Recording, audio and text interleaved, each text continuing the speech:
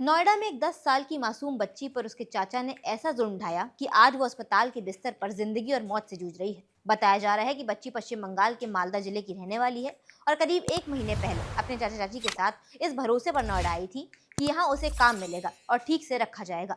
लेकिन इस भरोसे के बदले उस मासूम को सिर्फ मार, भूख और धोखा मिला। जिस घर में उसे रखा गया वहां उसे लगातार घर के काम कराए गए। छोटी छोटी बातों पर उसे बेरहमी से पीटा गया और कई बार उसे भरपेट खाना तक नहीं दिया गया। हैरानी की बात तो ये है कि ये क्रूरता करने वाले कोई बाहर के लोग नहीं बल्कि उसके अपने चाचा तारिक अनवर और उनकी पत्नी रिम्पा खातून थे। बताया जा रहा है कि लंबे समय तक हुई मारपीट और भूख की वजह से बच्ची बेहद कमजोर हो चुकी थी। 5 जनवरी को अचानक उसकी हालत बिगड़ गई और कमजोरी के चलते वो बेहोश हो गई। इसके बाद उसे अस्पताल में ये कहकर भर्ती कराया गया कि वो बाथरूम में फिसल कर गिर गई थी। लेकिन मेडिकल जांच में जो सच्चाई सामने आई उसने सभी को झकझोर कर रख दिया। डॉक्टरों के अनुसार बच्ची की कई पसलियां टूट चुकी थी, उसके सिर और छाती पर गंभीर चोटों के निशान थे और उसका हीमोग्लोबिन स्तर सिर्फ 1.9 पाया गया, जो किसी भी बच्चे के लिए बेहद जानलेवा है। हालत गंभीर होने के कारण डॉक्टरों ने उसे वेंटिलेटर पर रखा है।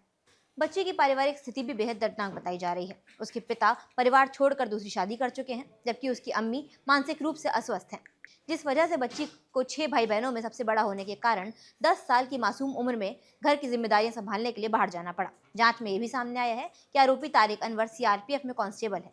सच्चाई सामने आने के बाद उसे तत्काल प्रभाव से निलंबित कर दिया गया है और उसकी पत्नी समेत दोनों को गिरफ्तार कर लिया गया है। लेकिन दुखद बात यह है कि इतने संवेदनशील मामले में भी सोशल मीडिया पर कुछ लोग अपराध पर बात करने के बजाय आरोपी के सीआरपीएफ में होने का मुद्दा बना रहे हैं और पूरे बल की छवि बदनाम कर रहे हैं, जबकि ये साफ है कि एक व्यक्ति का अपराध है, किसी संस्था का नहीं।